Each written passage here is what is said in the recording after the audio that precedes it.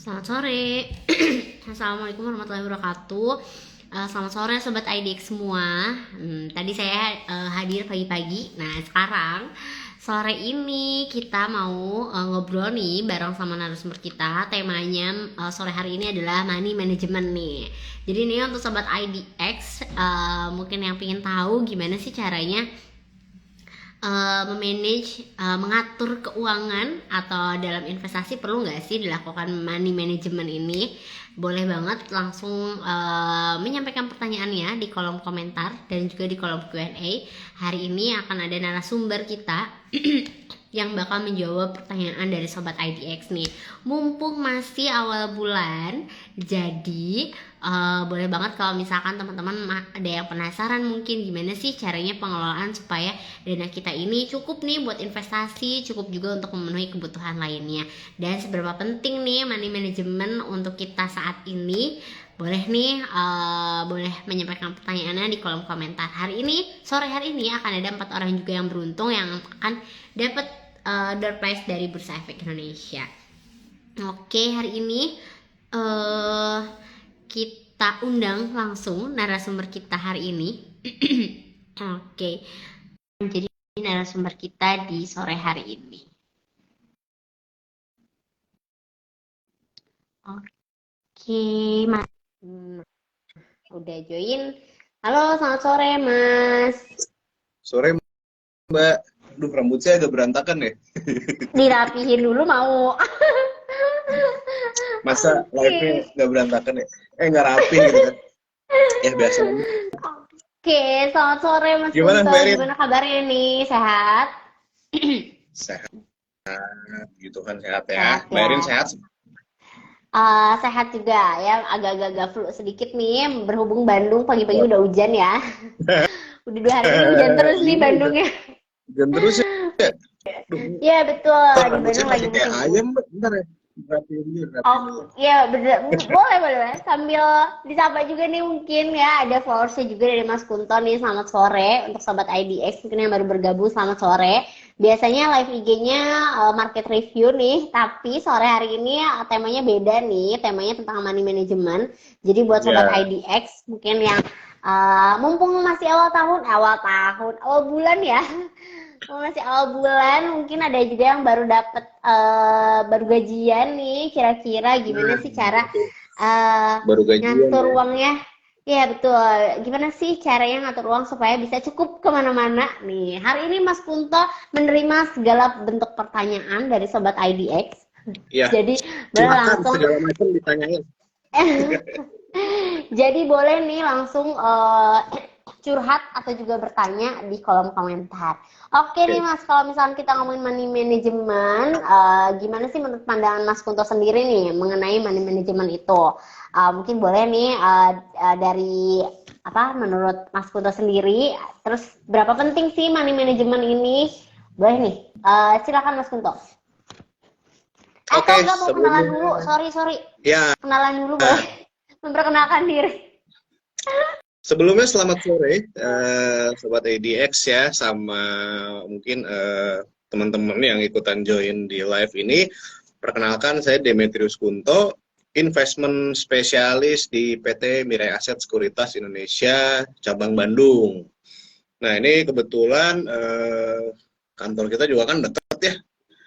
Di daerah Dago itu sama IDX juga dekat. Nah jadi kalau misalnya nih teman-teman nih masih mau masih ada pertanyaan yang belum tersampaikan, silahkan datang ke kantor kita. Feel free ya, datang ke sini, ya ngobrol-ngobrol lah di sini, nggak apa-apa. Even itu belum jadi nasabah, silahkan datang, nanti kita banyak ngobrol di sini. Takutnya kalau di live IG ini sifatnya masih takutnya kebatas waktu ya, Mbak Erin ya. Iya betul. Jadi kayak banyak pertanyaan yang masih gantung nih, pengen ditanyain, ya nanti silahkan datang aja. Begitu perkenalan saya. Semoga kalau mau curhat nih ke Mas Kunto boleh banget datang ke Mirai ya Mas ya. Iya juga. Nah ini juga nih ini sedikit nih kantornya, ini saya lagi di consulting room, jadi memang di sini tempatnya curhat para investor. Nih jadi ruangannya emang tertutup. Emang buat curhat. Jadi kalau misalnya mau curhat lebih lanjut boleh datang ke sini ya. Gitu. Betul banget. Oke nih Mas, balik lagi. Oke, Oke. perkenalannya boleh banget nih. Jadi nanti Sobat IDX juga bisa banget nih datang ke kantornya Mirae. Mau bahas apa yang belum selesai dibahas di IG Live ini ya Mas ya. Ya, nanti bisa langsung datang aja. Gitu. Oke, mantap. Nah, kalau kita ngomongin money management nih, Mas, menurut Mas Kunto sendiri gimana nih sudut pandang dari Mas Kunto terkait money management ini dan seberapa penting sih money management ini? Oke, jadi ini berdasarkan pengalaman saya. Jadi selama saya menjalani investasi di pasar modal, jadi menurut saya bisa dibilang 90% keberhasilan dari investor itu memang di money management. 10%-nya itu di knowledge, lalu di technical, lalu di apa namanya? Di baca market segala macam, tapi bisa dibilang ya 90%-nya itu money management, karena di money management itu kaitannya sangat erat dengan psikologi ya. Jadi Oh, psikologi si investornya sendiri. Ketika nih kayak misalnya nyemplungin uang di saham, terus FOMO, all in lagi kan, ternyata hmm. sahamnya kena ARB, udah Bisa psikologinya pasti ngapain? kena tuh di situ Mbak. Hmm. Contoh kayak waktu hari Jumat kan Goto tuh ARA ya, hampir ARA lah. Hmm. Terus tiba-tiba ada nih investor yang mereka cuma FOMO, lalu dia beli nih si Gotonya di harga mepet ARA, all in lagi kan. Udah gitu besoknya di ARB. Nah, kalau Iya. misalnya all in, ya itu kan pasti secara psikologi udah kena mental dulu tuh, Pak. Hmm. Ya kan? Pasti udah kena mental Iya. dulu nih. Waduh, ini gimana ya? Aduh, mana all in lagi, mana uang dapur lagi kan? Udah tuh, begitu udah kena mental, dia pasti keputusan-keputusan yang diambil itu nggak akan rasional, Mbak. Gitu. Iya sih. Jadi keputusannya akan ya irasional. Mbak, sorry sebentar nih kayak jaringan saya putus-putus. Saya coba ganti jaringan lu ya. Sebentar, Mbak. Oke, boleh. Oke, boleh nih. Udah ada juga beberapa pertanyaan ya yang masuk ke kolom Sebentar. komentar. Kita masih. Nah, Oke, kayaknya better lah ya. udah. Kayaknya better. Oke, ya. Oke. Better sih. Untuk suara masih aman ya.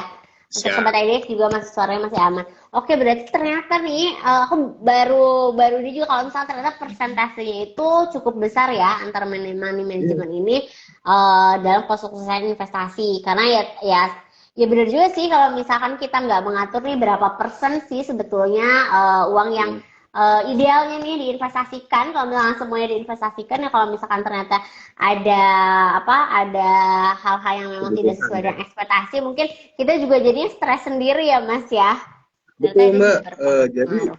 stres sendiri udah gitu tadi. Misalnya, lu saya pengennya invest nih. Baru beli Goto all in di bawah ARB. Ternyata cut loss. Begitu cut loss hari ini naik. Kan Hmm. jadinya kalau kita bicara investasi kan kita fokusnya long term ya. Jadi ya kalau Hmm. misalnya kita tadi all in ternyata uang yang mau dipakai buat bayar cicilan kena ARB dulu, udah panik tuh. Begitu dijual, jual rugi nih ya, terbang. Nah, itu kan jadi apa ya? Sering terjadi lah, terutama di investor-investor yang masih baru nih di market gitu. Karena baik lagi investasi itu sesuatu yang punya resiko ya. Jadi teman-teman ini harus diingat, investasi itu bukan risk free. Jadi memang itu ada resikonya. Tinggal gimana cara kita manage si uangnya tadi gitu. Oke. Nih Mas, tadi kan disampaikan juga ya sama Mas Kunto kalau misalkan nih all in nih uang yang kita masukkan dalam investasi ini. Nah, sebetulnya ada Nah, nggak sih? Tadi ada juga pertanyaan nih, gimana sih, ada nggak sih persentase nih, sebetulnya idealnya ini dari dana yang kita punya nih, diinvestasikan nih, seberapa persen? Ada nggak sih, mungkin bukan, kalau ideal sih biasanya disesuaikan dengan pribadinya masing-masing ya, kebutuhan dan kewajibannya. Tapi mungkin bisa di rata-rata atau mungkin kebanyakan orang nih, kalau sebetulnya berapa persentasenya sih, supaya memang kita juga masih tetap sehat walafiat nih dananya secara diinvestasikan dan keuangan ya. apapun yang terjadi di Iya, iya, pasar iya. kita masih sehat walafiat nih, nggak stres ataupun nggak bingung juga gitu. Nah, mungkin silakan nih Mas Kunto gimana? Jadi gini Mbak, dari beberapa buku yang aku pelajari nih tentang investasi segala macam, memang secara ukuran itu idealnya 20%. Secara ukuran sebenarnya idealnya 20%. Jadi katakanlah punya gaji nih, katakanlah ya gaji kan 100% ya Heeh. berarti. 50%, 50% itu kita tarik dulu tuh buat kebutuhan harian. Gitu. 50% kita tarik buat kebutuhan harian kita. Katakanlah misalnya ya udah saya punya gaji, misalnya saya buletin aja gaji 10 juta misalnya, gaji 10 juta. Kebutuhan harian bulanan misalnya 5 juta tuh buat cicilan, buat beli popok anak kalau punya anak, buat bayar sekolah segala macam lah, bayar listrik bla bla bla, itu katakanlah 5 juta. Nah, ada 3 juta kan? Ada 3 Iya. juta dan 2 juta kalau 30 dan 20. Nah, 3 jutanya itu kita masukin ke aset-aset yang sifatnya liquid. Contoh, ini ya RD, reksadana, contohnya reksadana yang sifatnya tapi liquid ya, jangan reksadana saham. Nah, baru yang 20% tadi itu diinvestasikan ke aset yang high risk, contoh saham gitu. Jangan 100%-nya dimasukin ke saham. Kenapa? Ya tadi, nanti giliran mau bayar sekolah, sahamnya lagi turun, pusing Mbak gitu. Lebih baik ya tadi kita taruh 20% dulu untuk awal nih ya, ini bicara awal. Nanti misalnya semakin jago, oh saya udah makin jago, ini makin jago. Mulai tuh digedein, oh jadi 30% sahamnya. Nanti makin gede, makin gede. Yang penting minimal 50% itu jangan diutak-atik. Gitu. Katakanlah misalnya, oh ternyata kebutuhan saya udah mulai terpenuhi nih, ya udah jangan misalnya harusnya 5 juta, terus kan tadi awal 5 juta nih ya Iya. buat kebutuhan harian. Ternyata dengan 4 juta juga cukup, 3 jutanya diinvestin lagi ya. Ya jangan juga, kenapa? Karena kita butuh dana darurat juga gitu. Jadi ya untuk awal sih saya bilang 20% dulu aja. 20% di situ. Oke, 20%. Oke nih, menarik juga nih tadi ada sempat ternyata kita masih juga nih butuh dana darurat nih. Berarti nih ya dari sobat IDX juga nih perlu nih menyiapkan pos ya antara investasi dan juga dana darurat nih. Betul. Jangan bilang dana daruratnya itu di dana investasi ya, itu mah Jangan, itu jangan. Blunder. jangan, mungkin boleh nih Mas diberikan maksudnya dibedakan ya antara dana darurat dan juga dana investasinya nih. Jangan pokoknya yang saya investasiin nih saya bisa tarik kapan aja deh biar bisa jadi dana darurat. Nah, kan kalau tadi kita ngomong investasi kan ada resikonya nih. Nah, mungkin boleh nih diberikan tanggapannya juga nih terkait kayak ada investasi perlu juga tapi ternyata dana darurat juga perlu juga nih. Oke, jadi dana darurat tadi ya, itu kan untuk kita cover kebutuhan-kebutuhan yang di luar ekspektasi kita. Contoh misalnya tiba-tiba amit-amit nih kita masuk rumah sakit, harus keluar uang segala macam. Kalau semuanya uangnya diinvestasi, ya kan itu repot juga. Nah, jadi dana darurat tadi itu harus yang sifatnya liquid, bisa di deposito, tabungan, atau reksadana pendapatan tetap, atau reksadana tadi ya, reksadana pasar uang. Intinya gini, mau apapun itu instrumennya, dipastikan itu bisa ditarik kapan aja. Sebenarnya untuk deposito sih ya itu agak riskan juga kalau kita bicara untuk dana darurat ya, karena kan di lock biasa deposito. Dan ketika kita butuh, kalau kita cari dapat penalti. Ya tadi mending kita tahu ya mungkin sekedar tabungan. Dan itu ya jangan diutak-atik gitu. Jangan diutak-atik, tetap. Jangan, oh ternyata nih dana darurat saya ditabung-tabung udah gede nih. Saya beliin kebutuhan ini deh. Kebutuhan ini deh, jangan gitu. Jangan dari situ. Nah, betul. Untuk kebutuhan kayak kebutuhan entertain segala macam ya itu mungkin dialokasikannya dari kebutuhan bulanan gitu.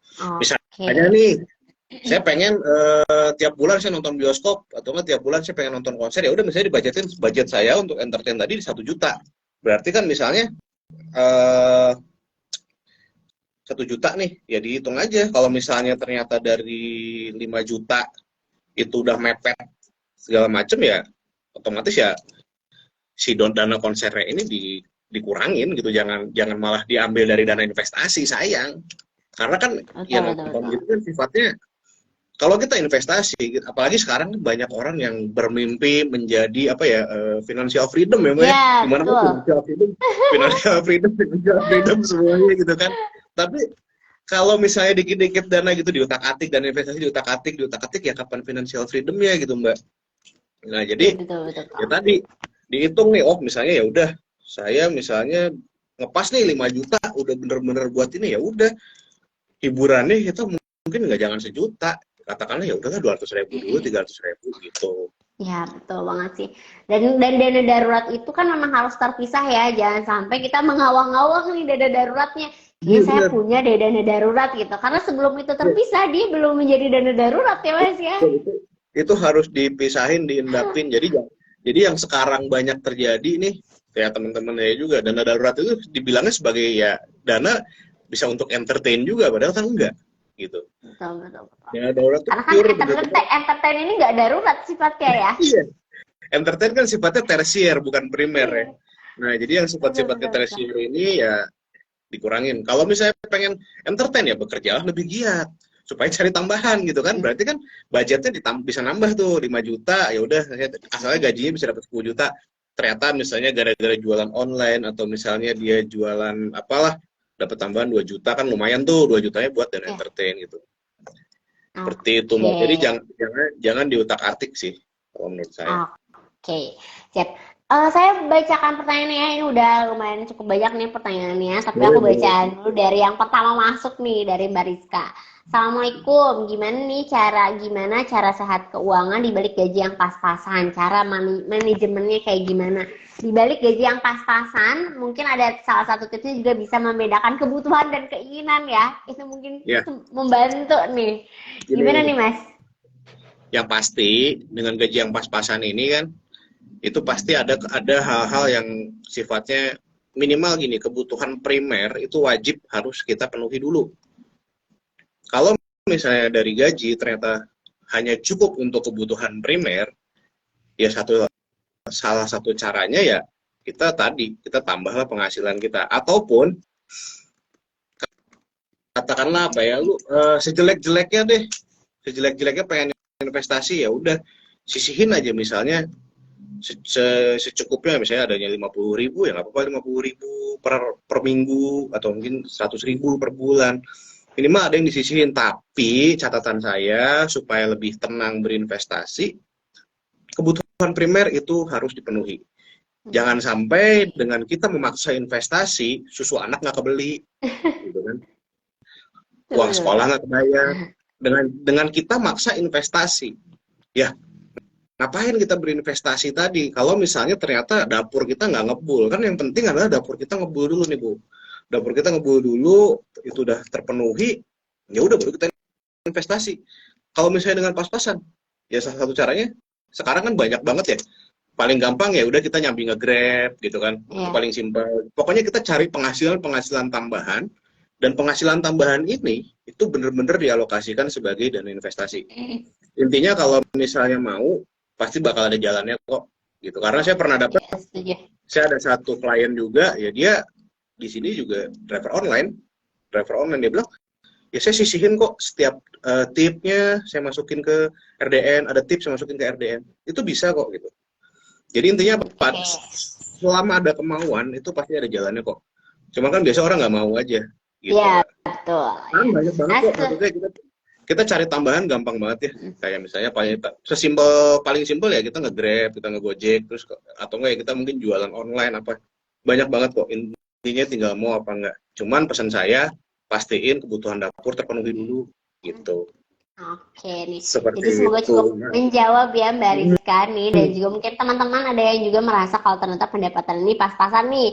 Nah, tadi kalau dari Mas Kunto, kalau merasa memang pas-pasan, tapi pastikan dulu nih kebutuhan pokoknya terpenuhi dulu nih sebelum menyisikan dana buat investasi. Setelah kebutuhan pokoknya terpenuhi, kalau misalkan ternyata buat dana investasi kan kadang kita juga kayak, wah kok kayaknya sedikit nih merasa sedikit nih dana investasinya. Berarti kalau kita merasa sedikit ya kita cari tambahan lagi nih untuk menambah dana investasi kita.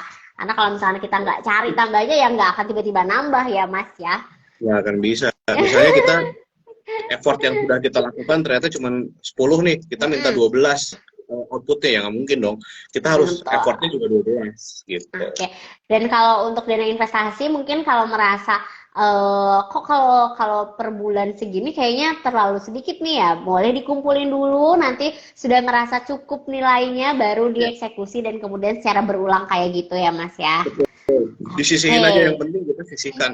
Jangan sisakan ya. Sebenarnya, nah, bener banget.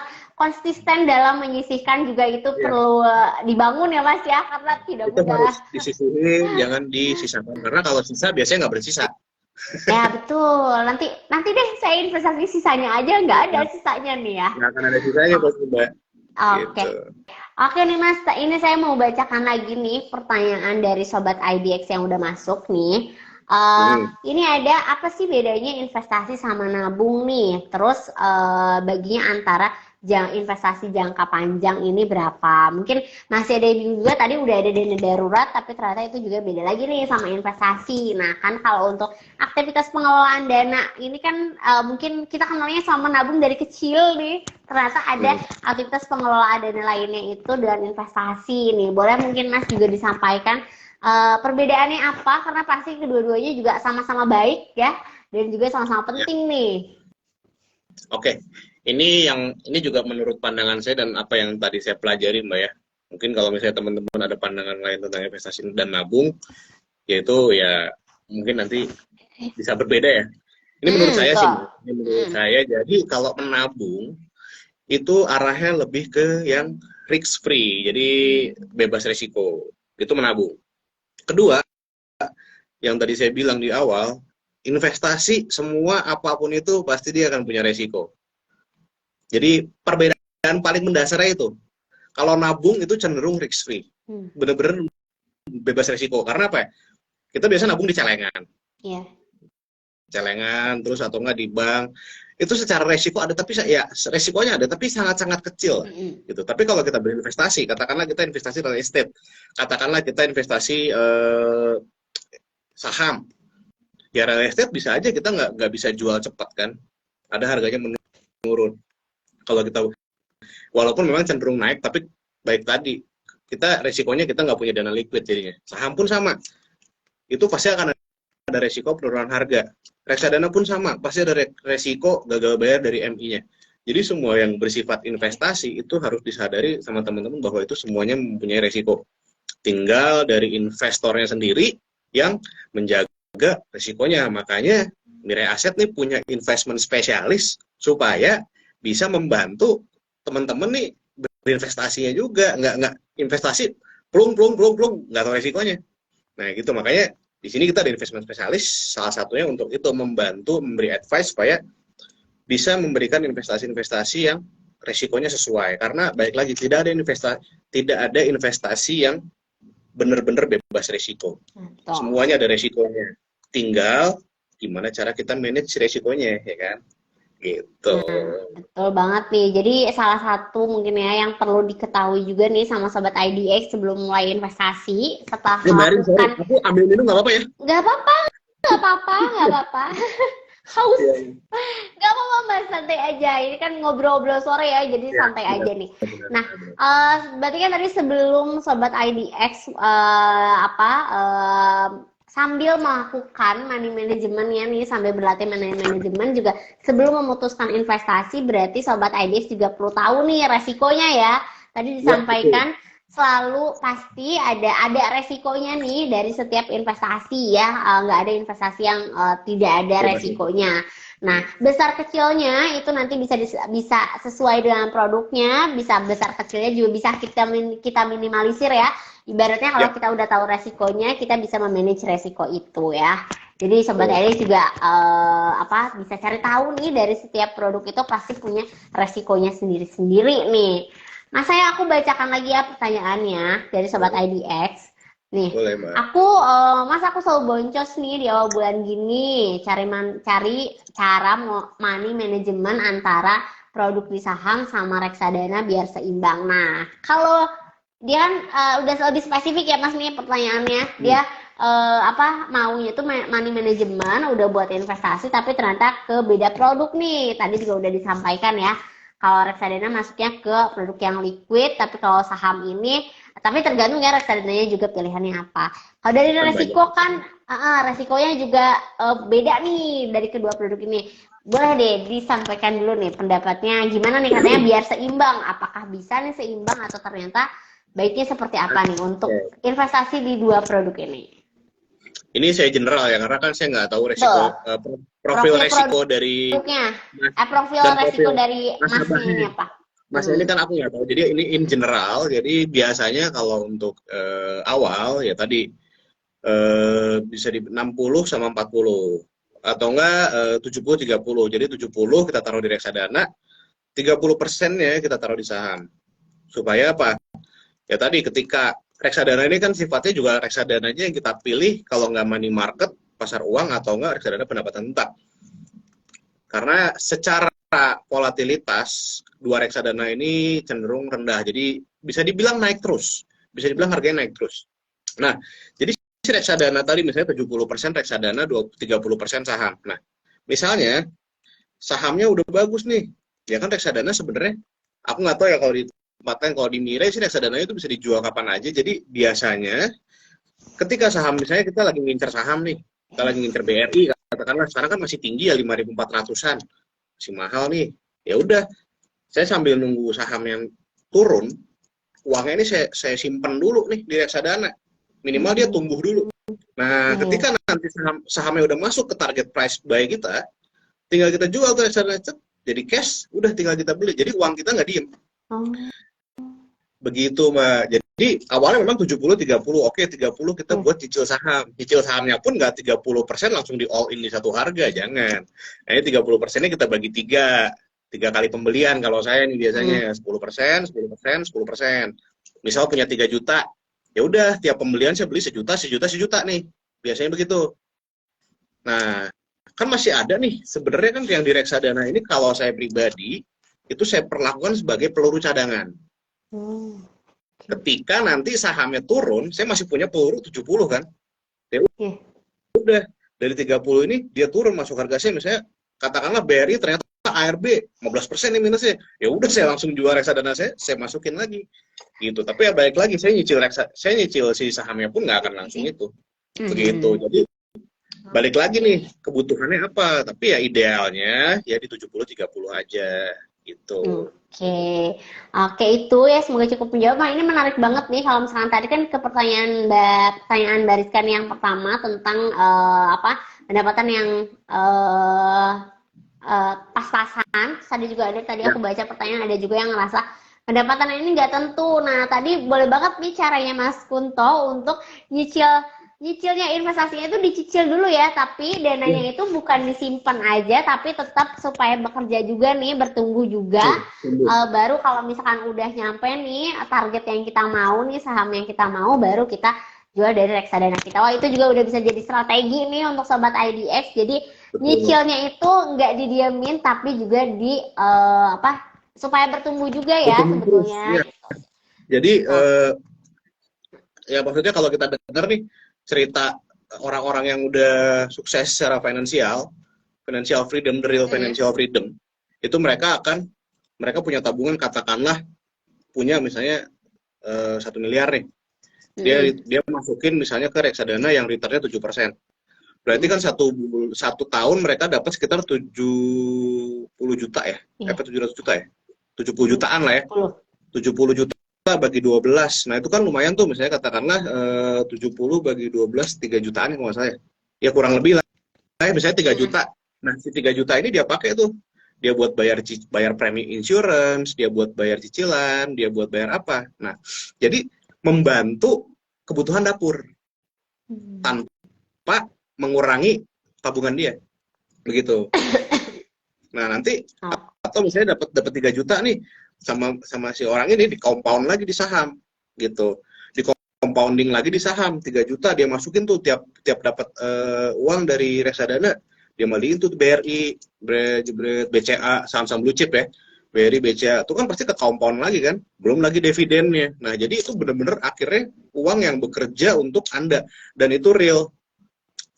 Tapi memang butuh proses untuk kita mencapai nilai yang segitu. Nah, tadi kan sebenarnya kita kerja keras, kita nabung, kita investasi, sampai satu titik bisa dibilang uang bekerja itu memang seperti itu. Konsepnya uang bekerja itu tadi. Kita dapat returnnya kita pakai bayar buat kebutuhan harian, uang uang yang kita dapat dari kerja, dari usaha itu nggak keganggu, di compounding lagi, compounding lagi, compounding lagi, pada akhirnya ya udah terus-terusan Oke, bener gitu. banget sih.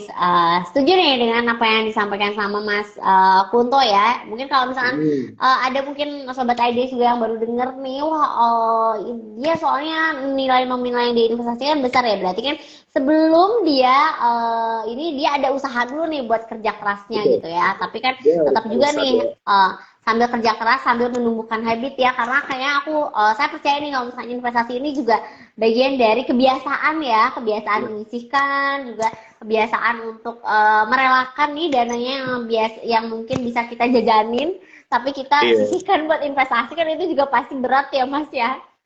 itu memang kita harus harus sebutannya apa ya, kalau zaman sekarang frugal living ya. Jadi Mm-mm, benar-benar betul. semua ditahan. Aduh, saya pengen ini, saya tahan dulu. Nanti saya pengen liburan, saya tahan dulu.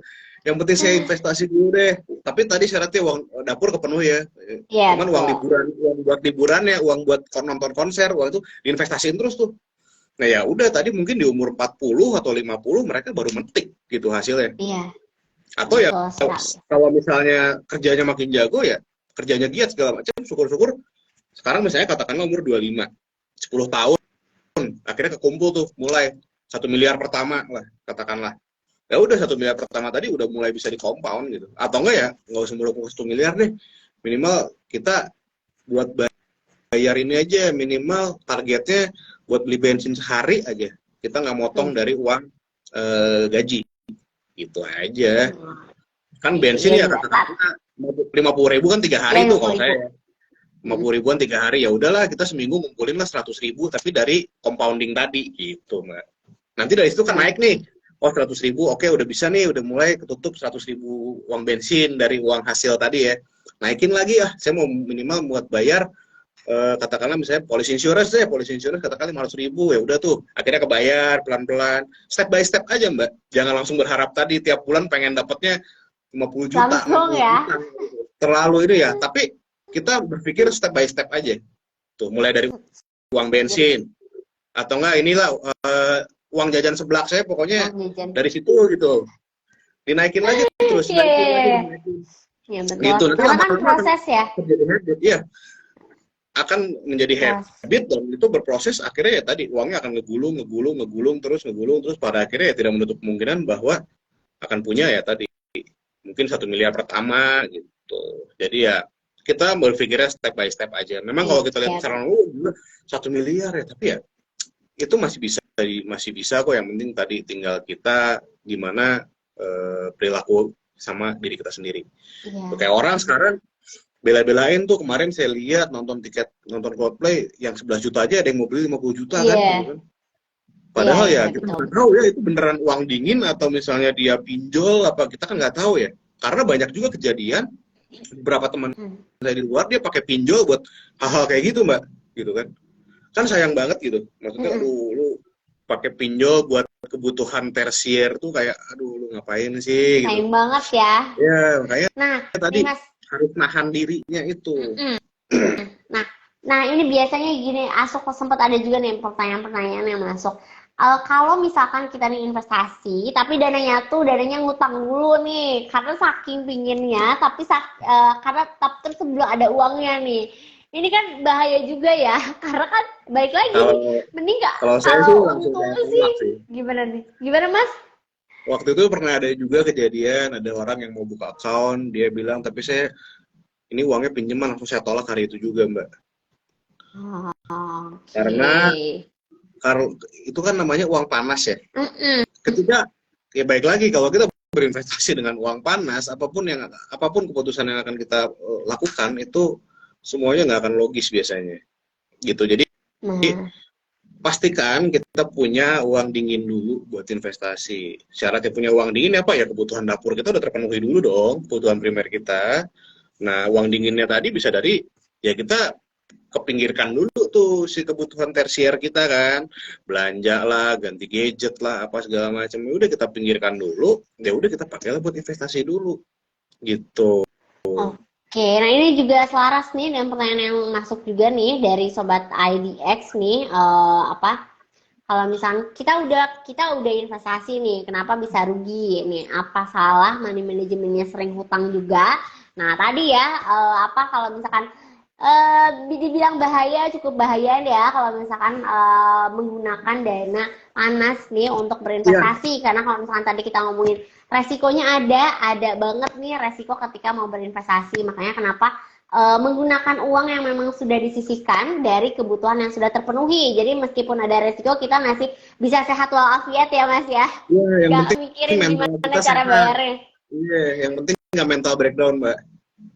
Yang penting mental Bener-bener. kita sehat, psikologi kita aman, barulah kita bisa investasi dengan benar. Karena kalau nggak ya tadi, ya bakal kacau balau sih, gitu. Nah, nih Mas, tadi juga sempat ada pertanyaan nih, kalau misalkan gimana nih cara jaga mental mungkin ya? Tadi Cara jaga cara jaga mental mental ya. biar sehat, iya kental nih. Saya pikir susu kental manis apa? Kental mungkin mental ya, mungkin Mas Iya, iya, Rosninya iya, iya, typo iya. nih. Gimana sih cara jaga mental supaya sehat? Nah, kalau misalkan ngomongin mental nih, apakah memang juga dipengaruhi dengan misalnya dananya tadi sebetulnya dana kebutuhan pokok, tapi karena kita mau banget investasi, akhirnya kita investasikan. Nah, itu sebetulnya ngaruh juga nih ke mental Sangat, atau gimana nih, Mas? sangat ngaruh sih. Biasanya jaga mental pertama kita case-nya ke saham lah ya. Karena Hmm, yang mungkin banyak di sini investor saham. Jadi misalnya gini, kita case-nya ke saham. Kita beli saham tapi misalnya FOMO. Kita nggak lakukan analisa dulu nih. hmm, Ingat loh, kita beli saham tuh pakai uang beneran bukan uang monopoli. Jadi kita harus benar-benar analisa dulu. Pertama, supaya tidak kena mental, pertama kita lihat analisanya dulu seperti apa. Ini perusahaan bagus nggak? Ini perusahaan prospeknya seperti apa dari fundamental. Lalu kita belajar ke teknikal. Nah, dari situ baru kita lihat nih, oh, misalnya secara grafik harganya lagi tinggi nih, tapi saya pengen masuk. Nah, baru dari money management deh.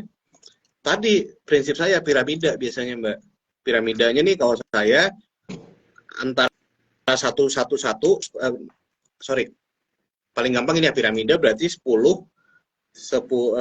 biasanya 10 10 3 20 30 50. Jadi itu cicilan saya, Mbak. Skema cicilan saya di saham itu 20 30 50.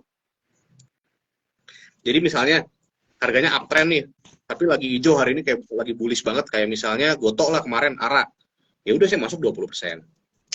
Udah tuh kan. Jadi kalau misalnya saya harus cut loss yang saya hilang kan 20% doang, bukan dari hmm. si keseluruhan. Nah, lalu turun lagi nih, tapi masih trennya masih bagus. Ya udah saya masuk lagi 30. Nah, 50 sisanya saya pakai buat nanti average up pelan-pelan. Sampai akhirnya udah full semua tinggal diikutin. Nah, jadi gitu Oh, salah satu basic dari money management ya tadi kita bikinnya piramida aja. Misalnya tadi punya gaji 10 juta nih ya, kita bicara gaji 10 juta. 5 juta dipakai buat kebutuhan harian ya. Berarti kan sisa 2 juta nih. 3 jutanya kan buat dana darurat ya. hmm. Sisa sisa 2 juta ya berarti Mbak ya. Iya. Nah, 2 juta ini kita bagi tadi 20 30 50. 20% dari 2 juta, 30% dari 2 juta, 50% dari 2 juta gitu. Nah, ya udah misalnya 20% dari 2 juta kan berarti 10% kan 100 ribu, 50 ribu berarti ya? Masalah ya? Iya, 40. 40 ribu ya? Ya nggak sih? Kok saya jadi bego Iya, hitung-hitungan gitu? iya, bener Mas. 40 ribu, 40 ribu Mbak ya? Ya udah, nah Iya, itu misalnya beli tuh cicilan satu, masa 40 ribu sih Mbak? 2 juta bagi 2 1 juta. 400 kali Mbak? gimana? 400.000, iya betul. Kan tadi 2 juta ya? Iya, 2 Udah juta. sore ya Mas. 400 ribu. 400 ribu nih kan. Nah, berarti misalnya BRI nih, saya mau hajar kanan deh. Atau enggak misalnya Goto, ARA, ya udah sih hajar kanannya 400 ribu dulu. Hmm. 1,6-nya disimpan dulu. Misalnya kemarin ARB nih, jangan Mm-mm. masuk dulu. Kita lihat lagi, oh sekarang rebound lagi, ya udah saya masuk lagi 30% buat average down. Gitu kan, jadi udah masuk 1 juta kan. Kan masih ada pelor 1 juta lagi kan. Nah, itu nanti kita pakai buat average up lagi pelan-pelan gitu. Oke, Tuh, nah berarti kan 400.000 Mbak. Iya, Bu Rizka nih iya 400 tuh 400.000. Maaf ya, kita udah agak-agak loading nih sore. Iya, pada. Nah, Mohon jadi kayak gitu maaf. Mbak. Nah, berarti Kayak gitu bener Mbak. ya, maksudnya dari dana yang kita udah sisihkan tadi, kita breakdown lagi ya komposisinya nih. Tadi kalau misalkan tadi kan dari 50% untuk kebutuhan, 30% untuk dana darurat, berarti 20% untuk dana investasi. Jangan diinvestasikan semuanya langsung nih ke satu produk, tapi di breakdown lagi ya ternyata Dipecah dengan lagi. juga menyimpan ibaratnya menyimpan amunisi ya untuk mungkin ada Hmm, peluang-peluang nih yang mungkin hadir nih di tengah-tengah bulan ini. Jadi kita masih punya amunisi, kita masih Teornya. punya peluru nih, kita masih punya peluru nih kalau misalkan Buat kita ada beli. peluang-peluang yang juga hadir. Iya. Oke nih, Jangan aku sampai mau jangan sampai kenapa? ketika ada peluang tadi, jangan sampai ya ketika ada peluang, uangnya semua udah jadi saham. Ternyata Hmm, kita harus ngambil dana kebutuhan tadi kan akhirnya udah melenceng nih dari konsep awal kita kan. Nanti akhirnya betul. biasanya akan boncos sih biasanya Nah, gitu. oke, oke kita bacakan lagi nih pertanyaan yang udah masuk dari Pak Heru Sunan. Untuk profil resiko itu gimana cara ngenalinya? Apa reksadana udah dijamin aman, Mas? Dan capital gain ini bisa jadi passive income. Oke, mungkin kalau ini kalau dari pertanyaannya kayak profil resiko dari produknya ya, Mas ya, berarti. Karena kan sebetulnya profil resiko itu ada profil resiko dari produknya dan juga profil resiko dari diri sendiri. Itu juga Hmm. perlu diketahui nih sama sobat IDX juga. Tapi kalau pertanyaan dari Pak Heri ini dari profil resiko kayaknya produknya untuk cara ngenalinnya dan apakah reksadana ini udah dijamin aman dan capital gain ini bisa jadi passive income. Silahkan Mas Kunto. Jadi kita harus kenali. Jadi saya biasanya tiga Pak, saya bagi tiga. Ini juga saya baca juga dari literatur. Jadi ada tiga jenis investment: high risk investment, moderate risk investment, sama low risk investment. Nah, high risk investment itu saham lapis 2, lapis 3, crypto, lalu misalnya kita masuk ke P2P lending, nah itu high risk investment. Lalu yang ada yang namanya moderate investment. Moderate investment, bonds, lalu misalnya saham, blue chip, itu moderate investment loh masuknya, bukan low risk. Saham blue chip segala macam. Lalu misalnya real estate, itu juga masuknya moderate investment loh, bukan low risk investment. Baru yang terakhir adalah low risk investment. Low risk investment itu tabungan, kas, lalu government bonds. Nah, Bapak, tadi buat menjawab pertanyaan Bapak, itu harus dicek dulu nih, jenisnya apa? Apakah dia masuk ke high atau moderate atau low? Nah, kalau reksadana sendiri dijamin apa enggak, itu memang semuanya by produknya biasanya dijaminnya. Dijaminnya by produknya. Kayak reksadana pasar uang, itu kan produknya sebagian besar adalah deposito kan. Sedangkan depositonya sendiri kan terjamin ya. Gitu. Jadi reksadana kita mesti cek dulu nih. Tapi biasanya yang sudah reksadana-reksadana yang sehat yang memiliki return yang bagus, itu biasanya produk-produknya terjamin. Dan apalagi kan reksadana juga sekarang udah diawasi ya dari OJK ya. Ya dia pasti akan milihnya produk-produk yang benar-benar dianggap safety sih, nggak yang asal-asalan. Balik lagi, tinggal profil resikonya gimana. Kalau misalnya reksadananya, memilih nih reksadana pendapatan tetap atau enggak pasar uang. Kalau dari resiko, lebih rendah pendapatan lebih rendah reksadana pasar uang, karena kan itu sebenarnya kayak deposito aja. Kayak deposito aja. Lalu misalnya, oh saya pengen yang agak high risk lagi nih, returnnya lebih gede, ya itu bisa pilih tadi pendapatan tetap. Saya pengen high risk lagi ya reksadana campuran, makin high risk reksadana saham gitu. Nah, jadi mesti dilihat juga dari si karakter si reksadananya. Dan di reksadana itu kan dari OJK sudah mewajibkan setiap manajer investasi harus mengupdate apa yang namanya fund fact list di situ kan. Fund fact list. Nah, ketika kita lihat di fund fact sheet-nya kita cek aja tuh aset-aset seperti apa. Kan bisa kelihatan, oh ternyata asetnya banyaknya government bonds nih, FR, SR, ORI segala macam. Oh mungkin ini lebih safe karena kan namanya government bond kan udah dijamin undang-undang ya. Jadi Dijamin kemungkinan pemerintah untuk ya, gagal bayar, dijamin undang-undang. iya yang jaminnya undang-undang lagi loh ini. Ya, Jadi udah betul pasti betul. gagal bayarnya kecil. Nah makanya apa juga sebelum masuk reksadana pastikan mau reksadana dimanapun lah, mau di platform ataupun di bank, pastikan harus dicek fund fact sheet-nya, jangan sampai kecelek ya. Kita mesti cek dulu ini fun fact sheet-nya ini bener-bener aman apa enggak sih gitu. Gitu. Lalu Oke. ngelihat lihat dari si track record si reksadananya. Kan jadi namanya reksadana itu di fund fact sheet itu pasti ada tertulis biasanya tanggal penerbitan tahun berapa. Nah, kalau misalnya dia misalnya umur si produknya ini udah di atas 20 tahun atau nggak di atas 10 tahun, itu ada peluang dia cenderung aman gitu. Tapi kalau misalnya umurnya masih baru-baru ya kita mesti harus sedikit lebih dalam lagi research-nya. Tapi kalau misalnya dia umurnya udah panjang nih, kayak ada satu reksadana dia dari tahun 2005 sampai sekarang dia masih hidup dengan return-nya stabil, ya itu udah oke lah. Minimal dia pernah menghadapi krisis di market kita kan paling gede ya habis 98 2008 kan ada krisis tuh subprime mortgage ya. Lalu 2013 taper tantrum. Lalu ada 2015 sedikit baru 2020. Nah, produk-produk reksadana yang sudah berhasil melewati krisis-krisis ini dan mereka survive, yaitu bisa dibilang cukup aman gitu. Dan dipastikan juga return-nya setelah crash itu dia bisa kembali lagi atau enggak gitu. Karena ada juga yang habis crash nyungsep terus nih. Jadi memang kita harus pintar-pintar lah kita baca si fund fact sheet-nya, karena nggak mungkin MI nggak ngeluarin fund fact sheet, tinggal investor mau baca atau enggak fund fact sheet-nya gitu. Karena ya tadi salah satu kekurangan dari masyarakat kita ini kan literasinya agak kurang ya. Jadi beli doang gitu kan, tapi nggak tahu sebenarnya apa sih dalamnya. Nah itu kita harus pelajari. Gitu. Nah sepakat banget sih sama Mas Gunto. Suara aku kedengeran? Masih kedengeran? Masih aman. Oke, aman ya. Mau lanjut sampai jam berapa, Mbak? Jam 5 dong. Hujan sih sebenarnya ya kalau daerah sini, Mas. Tahu saya kurang tahu nih daerah Dago apakah sama dengan daerah Ciputra? Sama ya?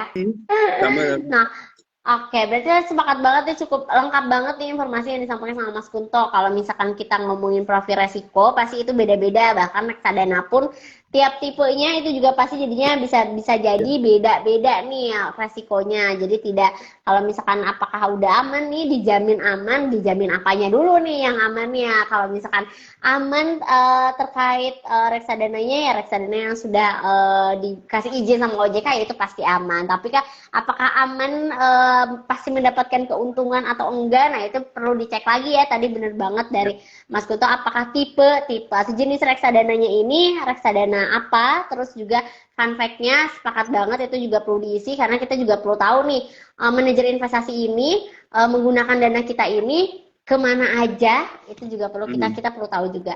Nah kalau untuk fun fact sheet nih Mas, mungkin ada itu sesuatu yang baru nih buat sobat IDX mungkin yang baru dengar juga. Kalau misalkan kalau biasanya dengarnya cuma laporan keuangan nih, laporan keuangan emiten, tapi ini ada fun fact sheet ya ternyata reksadana itu. Nah kira-kira biasanya kan ada ya Mas ya di setiap setahu saya sih di setiap aplikasi dari platform pembelian reksadana itu pasti ada akses buat fun fact sheet-nya ya, benar nggak? Wajib ada Mbak, karena itu regulasi. Jadi memang dari pihak OJK yang mewajibkan semua aplikasi memasang akses untuk dia buka fun fact sheet, dan MI pun setiap 1 bulan akan diminta fun fact sheet-nya. Gitu, itu udah aturan Mbak. Jadi kita nggak bisa mengelak karena nanti disemprit ya sama regulator. Ya itu udah pasti akan ada. Tinggal tadi klien mau baca apa enggak gitu kan. Gitu. Oke, nah bener banget nih, mungkin boleh ya nanti kita sih Bursa bareng sama Mirai cara baca fun fact sheet kali ya. Ya, siapa tahu nih kita bedah lagi nih cara bacanya detailnya gimana kan. Iya soalnya, betul nih itu hal penting banget yang mesti dipahami, karena contoh nih banyak ini kita bicara sedikit ya melenceng, tapi ini menggunakan fun fact sheet juga. Unit link insurance itu banyak korban-korbannya yang dia akhirnya komplain karena ini kenapa aset saya turun ini. Kenapa? Karena dia nggak baca fun fact sheet yang padahal pada saat buka polis itu biasanya pasti akan dikasih tahu tuh. Jadi fun fact sheet ini nggak hanya ke produk RD doang. Jadi ke produk insurance yang sifatnya unit link itu pasti akan ada fun fact sheet-nya. Gitu. Makanya kalau misalnya ya mungkin saya nggak tahu ya, mungkin kayak kayak reksadana Jiwasraya apa segala macam yang gagal bayar, sebenarnya mungkin ada fun fact sheet tapi nggak baca juga kali orangnya, gitu kan? Kan itu kan bisa dilihat tuh, masuknya ke saham-saham apa kan? Iya ya. Gitu. Jadi sebenarnya udah ada, tinggal ya baca apa enggak gitu. Kalau misalnya kita ngelihat ternyata satu reksadana nih aset alokasi asetnya ternyata ke saham-saham lapis 2, lapis 3, waduh, kan resikonya sangat-sangat tinggi gitu. Ya, kita harus pikir-pikir ulang nih, karena ada peluang bukannya returnnya naik malah jadinya turun gitu. Nah, jadi sebelum kita buy, sebelum kita beli, itu pelajari dulu fund fact sheet-nya. Karena di situ pasti akan ada dia tulis alokasi aset terbesar, pasti akan ditulis di situ. Dan kita harus cek. Menarik nih, betul sih. Aku menarik banget karena kan di fun fact sheet itu sebetulnya ada juga pertanyaan nih dari Mbak Erika, apa bedanya fun fact sheet sama dan prospektus pada reksadana. Nah, mungkin boleh ya disingkat, mungkin sering dengarnya prospektus, tapi ini hal yang baru nih, ternyata kok reksadana harus ada fun fact sheet, ya kok harus ada yang dibaca juga nih. Padahal setahu fun fact sheet itu kayaknya nggak terlalu tebel, emang tipis deh, tapi ringkas. Selembar tuh, bahkan selembar tapi ringkas. Ya, selembar sampai 2 lembar sih biasanya, betul. Dan itu ringkas ya, maksudnya tuh informasinya lengkap banget gitu. Gampang. Nah, kira-kira apa nih bedanya nih Mas kalau menjawab pertanyaan dari Mbak Erika? Jadi sebenarnya gini, prospektus itu memang itu wajib ada ya di setiap produk, karena itu ngejelasin kayak nama MI-nya siapa, regulasinya gimana, lalu pengaturan alokasi budgetnya gimana. Intinya kayak kita ngelihat profil lengkap dari si MI-nya. Kalau prospektus kayak kita ngebaca prospektus perusahaan yang mau IPO.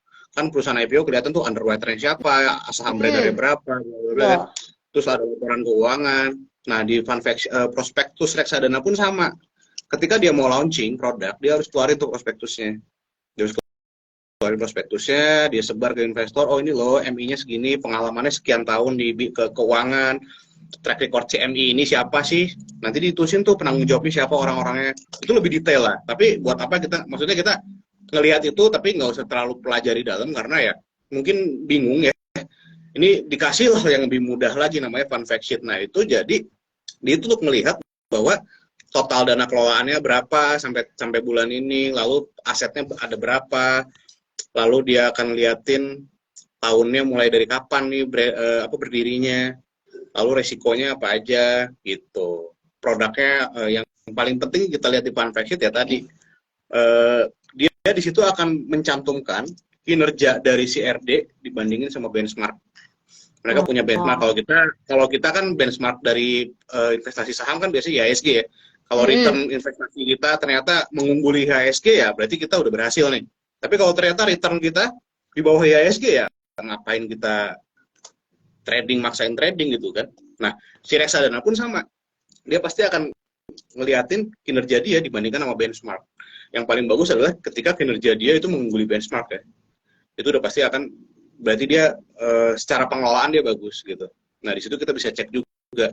Oh, dia naik nih gara-gara apa? Nanti dia akan buka. Oh, saya investasinya di perusahaan di saham A, B, C, D, E, F, G, H, I, J biasanya sampai 10 atau berapa saham dia buka di situ. Nah, jadi sebenarnya sangat-sangat simpel banget sih baca fund fact sheet daripada kita bongkar prospektus ya. Ya mungkin kalau mau buka prospektus ya lebih bagus lagi ya. Apa gitu, cuman biasanya kan ya tadi Mbak, baik lagi orang kita kasihan 2 lembar selembar aja nggak dibaca, apalagi dibaca apalagi prospektus ya. Iya. Dikasih gitu, simpel ya. Dan kalau fund fact sheet biasanya kalau prospektus sih cuma 1 kali biasanya ya. Tapi kalau fund fact sheet dia tiap bulan harus update. Tiap bulan harus update gitu. Oke. Semoga ini jadi informasi yang baru nih. Jadi untuk sobat IDX juga nih, semoga juga menjawab pertanyaan dari Pak Heri ya, dan juga tadi Mbak Erika pertanyaannya semoga cukup menjawab nih. Ternyata kalau misalkan mungkin tadi kita sampaikan reksadana ini termasuk ke dalam investasi yang liquid ya. Tadi sempat disampaikan sama Mas Kunto juga, tapi perlu kita cari tahu lebih banyak lagi nih, karena jenisnya juga banyak juga reksadana ini. Ada reksadana tadi pasar uang, pendapatan tetap, reksadana saham, itu juga perlu kita cari tahu lagi. Terus tadi sekarang mungkin untuk yang mau di reksadana juga sekarang udah bisa baca nih, yuk literasinya ditingkatkan, baca fund fact sheet-nya ya, karena cuman 2 lembar aja, dan itu saya juga baca itu udah ringkas banget, bahasanya juga mudah buat dimengerti sama orang awam. sama orang Kalau awam. masih bingung, Nah, kalau masih bingung bisa datang ke Mirai Asset. nah Nanti kita bantu ini ya. dia Mas Promosi dikit yang ya, mau Maureen aku ya. tanyakan.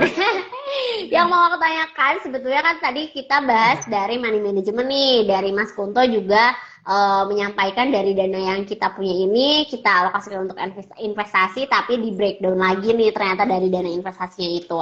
Tadi juga beberapa banyaknya sih tadi saya baca sobat Edis ini nanya kalau misalkan saya udah pakai money management tapi kok tetap boncos nih. Nah, berarti kan itu ada kesinambungan ya antara money management kita, dana yang kita sudah sisihkan sama produk yang kita pilih. Nah, dari biar apa ya? Biar keren nih kayak Mas Kunto nih dalam breakdown dana-dananya, kira-kira bisa nggak sih kalau sobat IDX ini datang ke Mirae atau atau ada email, mungkin ada kontak, atau bisa langsung datang aja ke kantor buat nanya-nanya gimana sih, atau mungkin konsultasi nih Mas.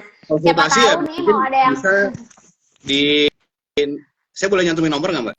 Nih ya, catet nih nomornya nih. Boleh di kolom komentar juga boleh. 0878 ya, saya tulis nih. Bentar Mbak. 0878 228 67072. Nah, itu udah saya kirim. Jadi ini kontak saya. Nanti kalau misalnya datang ke Mirai Asset itu bisa, nanti tinggal cari aja, bilang aja mau ketemu saya. Ini bisa kita bantu di situ gitu. Atau mungkin kalau misalnya itu ada teman-teman juga di sini yang bisa bantu. Kebetulan saya bulan ini lagi di Rajiman ya. Bulan ini saya lagi di Rajiman. Lagi di kantor Rajiman. Gitu. Kalau nggak salah nanti Sabtu kita ada event juga sama IDX ya. Betul. Jadi ini untuk sobat IDX nih yang tadi juga sempat mau tahu lebih banyak lagi nih mungkin ya tentang bursa efek, tentang produknya. Ternyata banyak nih harus dipelajari sebelum menginvestasikan dananya, atau mungkin setelah menginvestasikan dananya ternyata harus dipantau juga nih supaya tidak tiba-tiba boncos ya. Nah, Sabtu ini kita ada kegiatan bareng sama Mirai Aset Sekuritas, kegiatannya online. Tapi mudah-mudahan kita juga bisa melaksanakan kegiatan berikutnya yang bisa juga offline. Tadi sempat ada yang nanya juga untuk kegiatan offline-nya. Pekan ini kita ada online sama Mirai nih di hari Sabtunya di jam 1 sampai jam 3 kurang lebih. Jadi Sobat IDX boleh join juga. Kita nanti ngobrol juga lebih banyak lagi nih sama Mas Kunto ya. Ya nggak sih? Ya, kebetulan saya join. Ya nggak sih? Konfirmasi dulu lagi. Jadi mungkin untuk Sobat ADX yang mau lebih tahu lebih banyak juga, karena ini yang di live Instagram ini waktu yang terbatas ya. Mungkin ada juga beberapa pertanyaan tentang udah pakai money management tapi kok masih boncos, ataupun ternyata ada berkesinambungan sama pemilihan produknya. Terus juga tadi ada profil resikonya, banyak banget nih yang bisa digali lebih banyak lagi dari Mas Kunto. Nah, kita 2 menit lagi nih Mas ya, biasanya live Instagram 1 jam tiba-tiba hilang. Jadi sebelum hilang nih, boleh nih mungkin untuk closing statement-nya nih Mas, supaya tidak tiba-tiba hilang Instagramnya dan live kita jadi kepotong di tengah-tengah. Mungkin boleh nih closing statement-nya nih Mas. Closing statement-nya gini, intinya jangan kita taruh aset, don't pull the egg in one basket lah ya. Itu konsep yang benar-benar kepake. Jadi jangan taruh uang kita di satu tempat. Kita mesti break ke berbagai macam aset investasi. Dan di situ pastikan uang dapur harus terpenuhi dulu. Itu yang paling penting pesan saya. Jangan sampai uang dapur nggak kepenuhi, kita maksa investasi. Gitu Mbak. Jadi closing statement saya tadi, setelah uang dapur terpenuhi, kita investasi. Dan jangan taruh semua aset Anda di satu produk. Gitu.